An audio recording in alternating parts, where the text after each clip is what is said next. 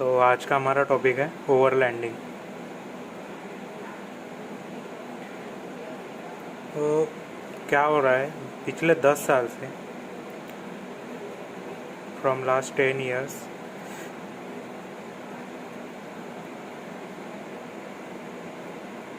जो लोग हैं वो अपनी गाड़ी लेके जाते हैं बाहर। एसयूवी हो गई, क्रॉसओवर हो गई, ऑफ रोड में लेके जाते हैं रिमोट लोकेशन देखने के लिए और कैंप साइट करने के लिए और साइट सी करने के लिए। बस क्या बस यही रीज़न है? तो ऐसा नहीं है। ये सब ये लोग इसलिए करते हैं ताकि इंस्टाग्राम पे अपना पोस्ट डाल सकें। कुछ 10 साल पहले कुछ 100 लोग थे ऐसे करने वाले, 100 of people, but nowadays मतलब अब अभी के समय में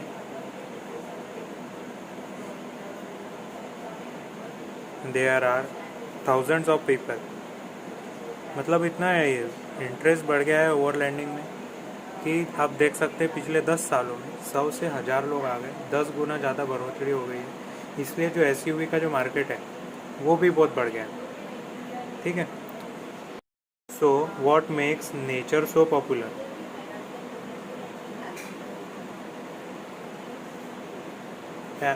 एंड people suddenly interest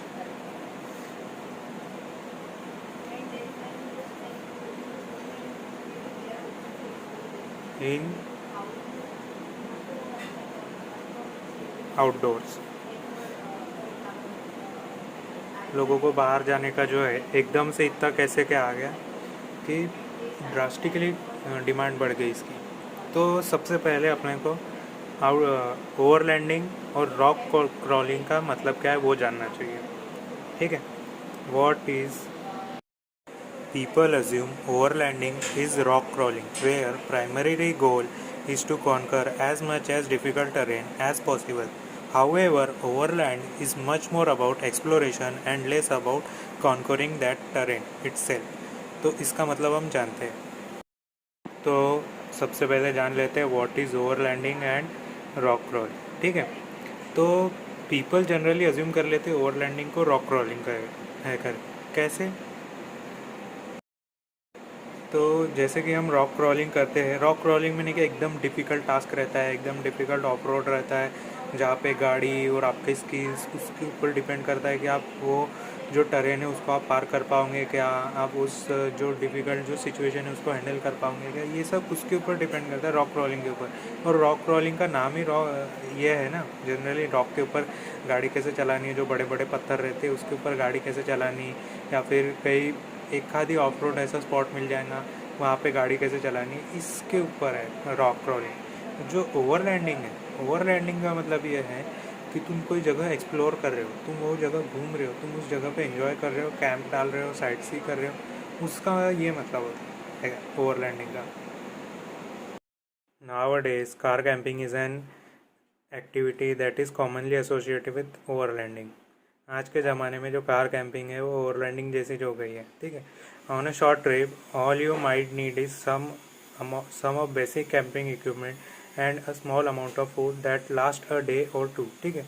एकदम ज़्यादा भी खाना मत लेके जाइए और एकदम कम भी खाना मत लेके जाइए। कम लेके जाएंगे तो भूख लग जाएंगी, ज़्यादा लेके जाएंगे तो खाना ख़राब हो जाएगा। इतना ही खाना लेके जाइए कि एक दिन या फिर 2 दिन का आपका गुजारा हो सके, और रेडी टू ईट फूड लेके जाइए।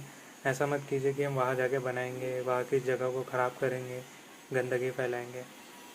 Long trip can be extremely toxic if you are not properly prepared. Channels like explore the unseen 2 point. ठीक है। वो जो है ओवरलैंडिंग करने आप गए हो वो तो एकदम टॉक्सिक हो सकती है, या फिर बोरिंग हो सकती है, या फिर इंटरेस्ट ही ना आए। और जब आप पहली बार करने जाए ओवरलैंडिंग तो आपको पहली बार में ही वो पसंद ना आए, बिल्कुल नापसंद हो जाए और आपको उससे नफरत होने लगे। तो उसके लिए अच्छे से प्रिपेयर होकर जाइए। जैसे कि चाहे एक्सप्लोर द अनसीन 2.0 है, बहुत अच्छे से प्रिपेयर करके जाते हैं। 7 सीटर गाड़ी है उनके पास। Okay. They have gone on several trips. बहुत सारी ट्रिप्स को उन्होंने किया है इंडिया के अंदर ही, जैसे कि लद्दाख हो गया, स्पीति वैली हो गया, साउथ इंडिया रोड ट्रिप हो गया, वेस्टर्न घाट्स हो गया। ठीक है। The best vehicle for overlanding is the one you already have. ठीक है। जो सबसे अच्छी गाड़ी है वो आप ही की खुद की है, जो आपके पास है। ऐसा मत सोचना कि ऑफ रोड गाड़ी ले लेंगे, थार ही ले लेंगे तो जा सकते हैं, या फिर एंडेवर ले लेंगे तो ही जा सकते हैं। जो बड़ी गाड़ी है, बड़ी गाड़ी के कॉन्सिक्वेंसेस भी है, ठीक है। और छोटी गाड़ी है, छोटी गाड़ी इजी टू ड्राइव रहेंगे, इजी टू पार्क, ये सब चीज़ें रहेंगी। आपको पता रहेगा कि गाड़ी कौन सी अच्छी रहेंगी। आज के ज़माने में फ्रंट व्हील ड्राइव जो गाड़ियाँ रहती है वो भी अच्छा खासा ऑफ रोड प्रोवाइड कर देती है। अच्छा खासा इन द सेंस कि ठीक ठाक, उतना भी ज़्यादा एक्सट्रीम ऑफ रोड नहीं होता है, बट आपको ओवर लैंडिंग करना है, ऑफ रोड नहीं करना है। जैसे कि मैंने पहले ही बताया था वीडियो के स्टार्टिंग में, रॉक क्रॉलिंग वगैरह कुछ करना नहीं, आपको सिर्फ वहाँ से जाना है। तो आपका फ्रंट व्हील ड्राइव ठीक ठाक काम कर देगा। और अगर ज़रूरत पड़ी, फ्रंट व्हील ड्राइव अगर नहीं आ रहा काम में, तो आप थोड़ा बहुत धक्का लगा सकते हैं या फिर किसी की मदद ले सकते हैं गाड़ी को ऊपर ले जाने में, या फिर कहीं गाड़ी अटक जाती है तो सिचुएशन से टैकल कर सकते हो आप। और ऐसा भी नहीं होना चाहिए कि आप यंग ही होना चाहिए, बिफोर 30 होना चाहिए। You could be a family man also. आप अपने परिवार के साथ भी जा सकते हैं, या फिर आप सोलो ट्रिप भी कर सकते हैं, या फिर अपने दोस्त के साथ भी जा सकते हैं। ओवर लैंडिंग करना एकदम ज़्यादा ये नहीं है हार्ड टास्क, ये आप कैसे भी कर सकते हैं। बस आपके अंदर वो इच्छा होनी चाहिए और एंथुजियाज्म होना चाहिए, थोड़ा जोश होना चाहिए। अब बात कर लेते हैं why overlanding is so popular. सबसे पहला रीज़न निकल के आता है, पहला रीज़न निकल के आ रहा है, पीपल जो है वो बहुत ज़्यादा एसयूवी बाय कर रहे हैं। अब जो कॉम्पैक्ट एसयूवी का जो सेगमेंट आया इंडिया में, 10 से 12 लाख के अंदर में गाड़ी आ रही है, नेक्सॉन, वेन्यू, सोनेट, ऐसी जो गाड़ियाँ आ रही है छोटी छोटी, वो बहुत ज़्यादा बिक रही है। उसकी सेल्स भी ज़्यादा, सेल्स के जो फिगर है वो भी बहुत ज़्यादा हुए, ठीक है। पहले के ज़माने में क्या होता था, 70 और 80 के जो दशक है उसमें मसल कार करके जो अब गाड़ियाँ आती थी, जो rear wheel drive, front engine rear wheel drive गाड़ियाँ होती थी, उनमें बहुत ज़्यादा पावर रहता था, बहुत बड़े बड़े इंजन्स लगे रहते थे। तो उस टाइम पे लोग उसको ड्रैग रेस पे ले जाते थे, ड्रैग रेस करते थे वीकेंड्स पे। तो उसी तरह अभी ट्रेंड एसयूवी का चल रहा है, तो उनको भी कुछ मज़े चाहिए होंगे, इसीलिए वो लोग ऑफ रोड के लिए जाते हैं, ओवर लैंडिंग के लिए जाते हैं।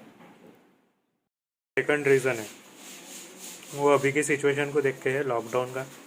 The sudden increase of work from home and people have their SUV and majority have their wireless devices, overlanding now look much more convenient way and without too much investment, ठीक है।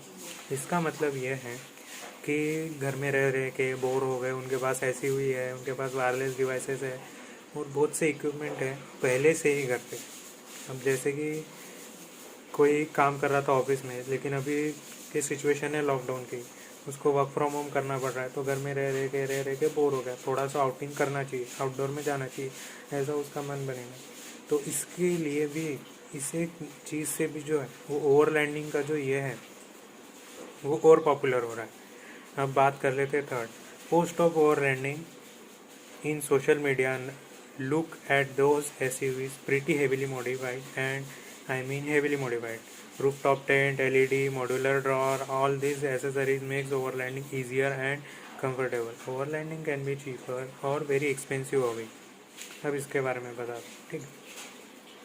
जैसे कि overlanding के ऊपर post डालना लोगों को बहुत पसंद आएगा, लाइक्स आएंगे आपको इंस्टाग्राम पे, फॉलोअर बढ़ेंगे, आपकी रीच बढ़ेंगी, आपकी, आप पॉपुलर होंगे, आपको फेम मिलेगा, सिंपल सी बात है, ठीक है। अब जो ये है ओवरलैंडिंग, उसको चाहिए हेवीली मॉडिफाइड गाड़ी, मतलब कि बहुत ज़्यादा हेवीली मॉडिफाइड। जैसे कि रूफटॉप टेंट हो गया, अगर आप कहीं गए हो, साइट सी करना है आपको, व्यू एंजॉय करना है, तो आप वहाँ रहोगे भी। अब ऐसा तो नहीं है कि कोई भी गाड़ी में आप सीट पे रह लोगे, वो नहीं हो पाता, उसके लिए आपको टेंट चाहिए प्रॉपर। अब आप ज़मीन वाला टेंट तो लोगे नहीं, ज़मीन वाले टेंट में आपको जगह साफ़ करनी होंगी, फिर उसके लिए खंभे गाड़ने होंगे, ऐसा बहुत सारा लेंथी प्रोसेस है। उससे अच्छा रूफटॉप टेंट ले लो, है क्या, वो एक बहुत बढ़िया ये आ जाता है अपना फ़ायदेमंद सौदा। और फिर एलईडी स्ट्रिप, एलईडी जो हेडलाइट है वो, और जो छत पे जो लगती बड़ी वाली एलईडी, वो मतलब हेडलाइट जो है रोशनी पूरी होनी चाहिए रात के टाइम पे। रात के टाइम पे आपको अकेला महसूस नहीं होना चाहिए और अंधेरे में नहीं रहना चाहिए। और फिर उसके बाद मॉड्यूलर ड्रॉर, उसके ऊपर आप किचन का सामान रख सकते हो और बहुत सी चीज़ें रख सकते हो आप उसके अंदर। किचन का सामान हो गया और खाने का सामान हो गया, और बैठने की कुर्सी वगैरह भी, जो फ्लेक्सिबल कुर्सी आती है वो, और बहुत सी एसेसरीज़ है जो ओवरलैंडिंग को बहुत इजी बना देती है और कंफर्टेबल बना देती है। और दूसरी बात, ओवरलैंडिंग या तो सस्ते में भी हो सकता है अगर आप जुगाड़ जमा लो तो, थोड़ा बहुत एडजस्टमेंट कर लो तो, या फिर ये इतना महंगा हॉबी है कि पैसा लगाते लगाते आप थक जाओगे, लेकिन ये ओवरलैंडिंग का जो है खर्चा कम नहीं होगा।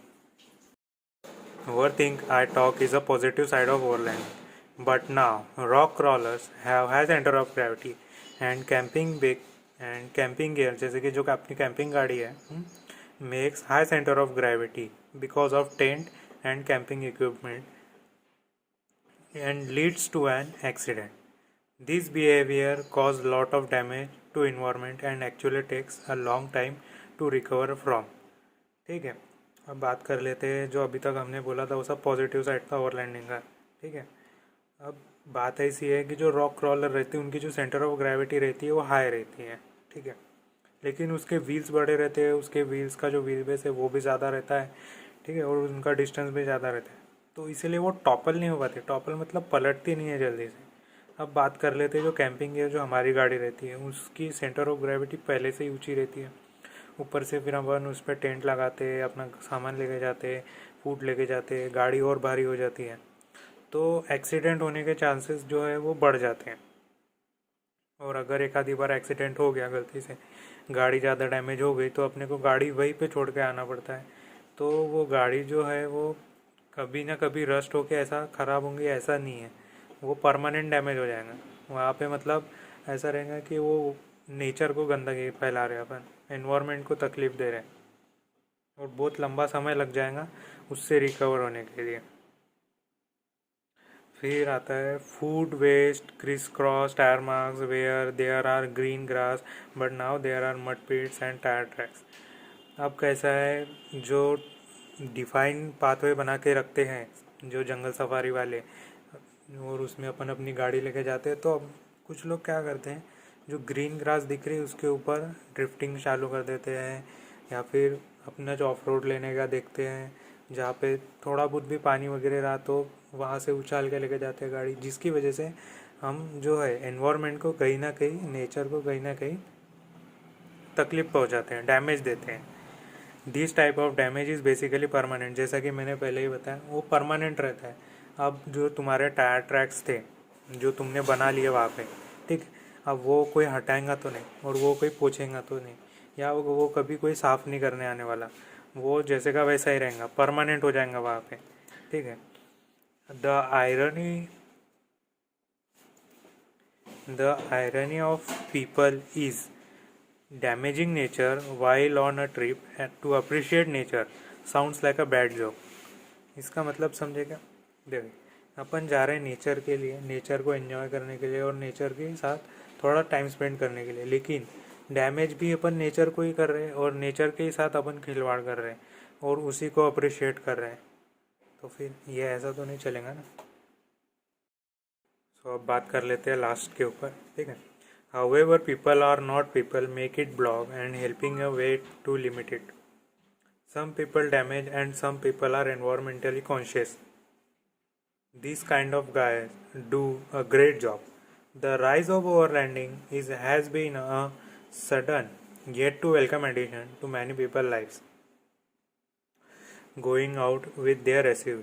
ठीक है, अब बात कर लेते हैं, कुछ लोग जो है इसके ऊपर ब्लॉग बना रहे हैं, कुछ लोग जो है वो इसके ऊपर कैंपिंग कैसे करना चाहिए, गुड कैंपर कैसे बनते हैं उसके ऊपर वीडियोस बना रहे हैं। वो लोग किसी ना किसी तरह से जो ये इन्वायरमेंट को डैमेज और जो नेचर को डैमेज पहुंचा रहे हैं उसको किसी तरह से कम करने को देख रहे हैं। ठीक है, अब कुछ लोग जो रहते हैं वो एनवायरनमेंट के प्रति ज़्यादा कुछ ये नहीं रहते हैं, ध्यान नहीं देते और कुछ कॉन्शियस वगैरह नहीं रहते, लेकिन कुछ लोग बहुत ही ज़्यादा कॉन्शियस रहते हैं, बहुत अच्छे तरीके से अपना गार्बेज कलेक्ट करते हैं, ट्रैश कलेक्ट करते हैं और एनवायरनमेंट को एनवायरनमेंट की तरह ट्रीट करते हैं। मतलब ज़्यादा गंदगी ना फैलाएंगे, ज़्यादा एकदम सेफली ओवरलैंडिंग कर सके। कुछ लोग इनका जो काम रहता है वो बहुत अच्छा काम रहता है, ग्रेट जॉब करते हैं लोग। ठीक है, जो ओवरलैंडिंग का जो एक्सपीरियंस है वो अभी बहुत से जनों के इसमें आने का बचा है। अब जो पहले वाले जो लोग हैं, मतलब जो अभी ओवरलैंडिंग कर रहे हैं या फिर करने वाले हैं, जिनका माइंड बन चुका है कि वो लोग ओवरलैंडिंग या कहीं घूमने जाना चाहते हैं अपनी गाड़ी लेके, तो जब वो लोग ही वो नेचर को डैमेज कर देंगे या फिर वो जगह को डैमेज करेंगे या फिर उसमें टायर क्रिस क्रॉस टायर के ट्रैक्स और मड पिट बना देंगे, कीचड़ वगैरह जमा कर देंगे, तो जो आने वाले जो लोग हैं उनको तो नहीं मिल पाएंगे ना वो एक्सपीरियंस। तो इसीलिए उसको थोड़ा बचा के रखिए, थोड़ा सेफली यूज़ करें, जितना लिमिट है उतना ही चलाए और जितना हो सके उतना ही करे, मतलब ज़्यादा डैमेज भी ना करे और ज़्यादा मज़े के लिए कोई चीज़ ऐसी भी ना करे कि जिससे बाकियों को नुकसान हो।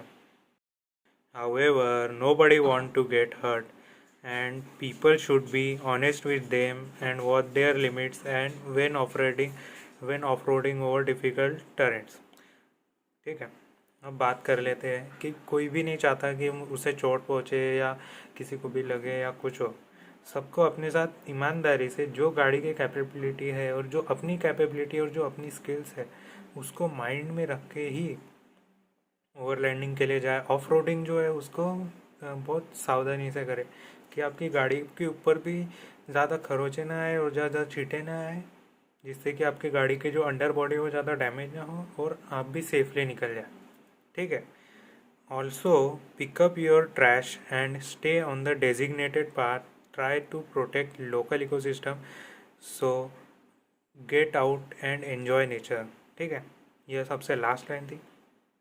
जितना भी कचरा आपने फैलाया है उसको उठाइए और जो रास्ते उन्होंने दिए हैं, जैसे कि पहले वो जंगल सफारी वाले जो लोग रहते हैं, फॉर एग्जांपल जो जंगल सफारी के जो मैनेजर वगैरह जो लोग ट्रैक्स बनाते हैं मट्टी वाला या फिर जो भी है हार्ड जो हार्ड वाला ट्रैक रहता है, मतलब हार्ड सरफेस वाला हार्ड टेरेन वाला, तो उसी ट्रैक पे चलाइए। ग्रास वगैरह पे या गार्डन वगैरह पे जो कुछ अच्छी जगह दिख रही है वहाँ पे स्टंट मारने के लिए या ड्रिफ्टिंग करने के लिए उसको ख़राब ना करें। ठीक है, और अपने साथ मज़े करें और एंजॉय करें नेचर को। यही सब कुछ आता है ओवरलैंडिंग के ऊपर। ठीक है, आज का वीडियो इसी के ऊपर था।